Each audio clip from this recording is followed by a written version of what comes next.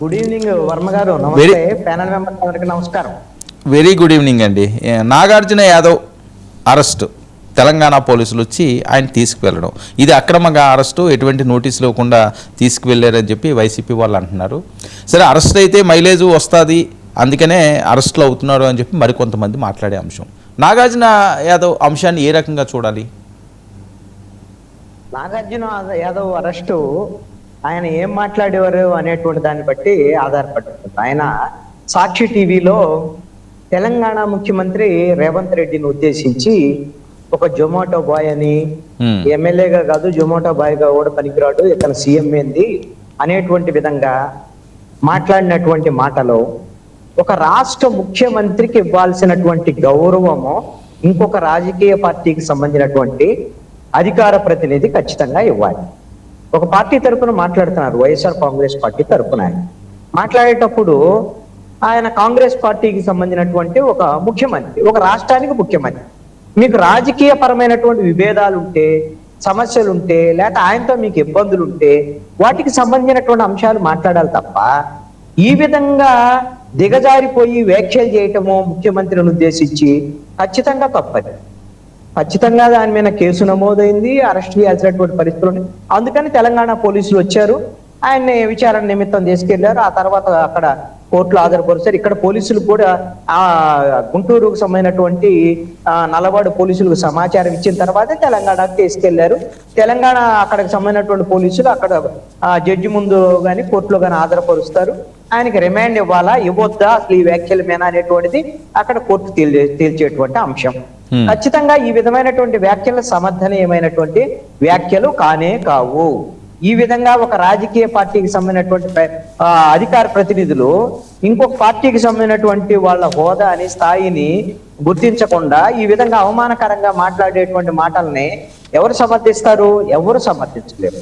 అదేమన్నా social మీడియాలోనో YouTube లోనో ఏమన్నా మాట్లాడారా? లేదు. ఒక ప్రముఖ ఛానల్లో వాళ్ళకి సంబంధించినటువంటి డిబేట్ లో మాట్లాడారు. ఇప్పుడు డిబేట్ లో ఉన్నటువంటి ఆ మోడరేటర్ కూడా ఈ కేసులో మరి ఆయన కూడా ఈ కేసును ఫేస్ చేయాల్సినటువంటి పరిస్థితి వచ్చింది. గతంలో ఇదే కొమ్మినేని శ్రీనివాసరావు మీద గతంలో అదే ఛానల్లో ఒక అమరావతికి సంబంధించినటువంటి డిబేట్ అంశం నేపథ్యంలో ఒక జర్నలిస్ట్ చేసినటువంటి తీవ్రమైనటువంటి వ్యాఖ్యలు. ఇప్పుడు ఆ పదాన్ని నేను మళ్ళీ ఉచ్చరించలేను కాబట్టి అది నేను మాట్లాడటం లేదు. ఇప్పుడు ఆ డిబేట్ లో పాల్గొన్నటువంటి అనలిస్ట్ గా పాల్గొన్నటువంటి జర్నలిస్ట్ మాట్లాడినటువంటి మాటలు అభ్యంతరకరం. దాంట్లో కొమ్మినేని శ్రీనివాసరావు అరెస్ట్ కూడా జరిగినటువంటి పరిస్థితి ఉంది. బహుశా ఈ కేసులో కూడా అరెస్ట్ చేస్తారో లేకపోతే పిలిచి విచారిస్తారో నాకు తెలియదు. కానీ నాగార్జున యాదవ్ మాట్లాడినటువంటి మాటలు మాత్రం తీవ్రమైనటువంటి అభ్యంతరకరమైనటువంటి మాటలు. నాకు తెలిసి అవి ఇప్పుడు మాట్లాడినటువంటి మాటలు కాదు. ఎప్పుడు మాట్లాడారు? ఆయన వైఎస్ఆర్ కాంగ్రెస్ పార్టీ మరి అధికారంలో ఉన్నప్పుడే మాట్లాడినట్టున్నారు. నాకు తెలిసి అయితే 2028లో రేవంత్ రెడ్డి ముఖ్యమంత్రి అయిన తర్వాత ఆయన అప్పుడు వైఎస్ఆర్ కాంగ్రెస్ పార్టీ 23లో రేవంత్ రెడ్డి ముఖ్యమంత్రి అయ్యారు. ఆ తర్వాత వీళ్ళు 24లో కదా ఓడిపోయింది. ఆ సమయంలోనే మాట్లాడారు అని నేను అనుకుంటున్నాను. ఎందుకంటే ఈ మధ్య కాలంలో ఈ కేసు కన్నా ముందే నేను సోషల్ మీడియాలో కొంత ఈ విధమైనటువంటి అతని వాయిస్ ముందుకు రావడానికి చూశాను. ఇప్పుడు మాట్లాడే పరిస్థితి కూడా ఉండదు కదండి. అపోజిషన్ లో ఉన్నప్పుడు కొన్ని ఆచితూచి మాట్లాడతారు. అధికారంలో ఉన్నప్పుడే ఎవరన్నా సరే ఏ పార్టీ వాళ్ళన్నా కొద్దిగా దూకుడు పెంచుతారు. ఇది అధికారంలో ఉన్నప్పుడు అహంకారంతో వ్యవహరించడం అనేటువంటిది ఎవ్వరికీ మంచిది కాదు. అధికారంలో ఉన్నప్పుడు వైఎస్ఆర్ కాంగ్రెస్ పార్టీ ఎలా వ్యవహరించింది ఏంటి అని మనం 5 ఏళ్ళు చెప్పుకున్నాం. వాళ్ళ యొక్క వ్యవహార శైలి ఏంటి అనేటువంటిది కూడా మనం అనేక సందర్భాల్లో చెప్పుకున్నాం. కాబట్టి మళ్ళీ నేను అది చెప్పను.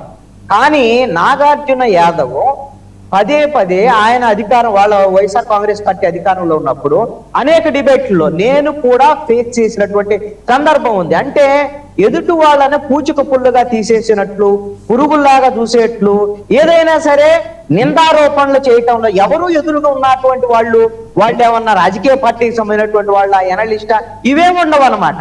ఇష్టం వచ్చినట్టుగా మాట్లాడేసాడు. ఎందుకు అనంటే వాళ్ళదే ప్రభుత్వం. అంటే ప్రభుత్వం ఉంటే మనం ఎవరి మీదైనా ఎలా అయినా మాట్లాడొచ్చు, చెల్లుబాటు అయిద్ది అనేటువంటి ఒక అహంకారమైనటువంటి ధోరణి అనేటువంటిది స్పష్టంగా అనేకమైనటువంటి ఇంటర్వ్యూల్లోనూ డిబేట్లోనూ నాగార్జున యాదవ్ యొక్క వ్యవహార శైలి గతంలో నేను చూశాను, చాలా అభ్యంతరకరమైనటువంటి వ్యాఖ్యలు. ఇది ప్రధానంగా నన్ను, మిమ్మల్నో, లేకపోతే ఇంకొకళ్ళనో, లేకపోతే డిబేట్ లో ఉన్న బండారు వంశీకృష్ణ గారిని, ఇలాంటి వాళ్ళని ఒకవేళ డిబేట్ లో ఏదైనా మాట్లాడుకోవచ్చు. అది ముఖ్యమంత్రిని ఉద్దేశించి నీ ఇష్టం వచ్చినట్టుగా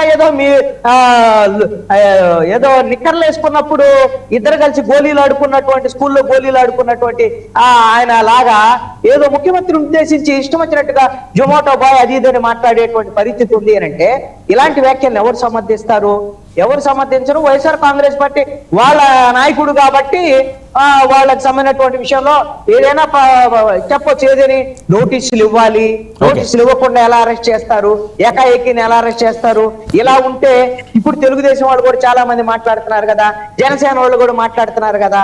ఖచ్చితంగా ఇవన్నీ వైఎస్ఆర్ కాంగ్రెస్ పార్టీ మాట్లాడినప్పుడు, వాళ్ళు అధికారంలో ఉన్నప్పుడు వాళ్ళ మీద ఏం కేసులు ఇచ్చినా సరే ఆ కేసులు తీసుకున్న పోలీసులే లేరు.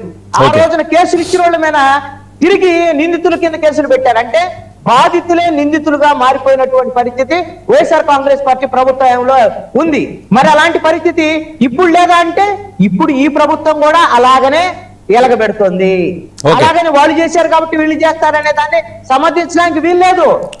ఒక మార్పు అటో ఇటో ఇప్పుడు తెలుగుదేశం జనసేనకు సంబంధించినటువంటి వాళ్ళు కూడా అలాగనే ఇష్టం వచ్చినట్టు మాట్లాడినటువంటి పంతం నానాజీ మాట్లాడినటువంటి మాటలు ఏమన్నా సుభాషితాల?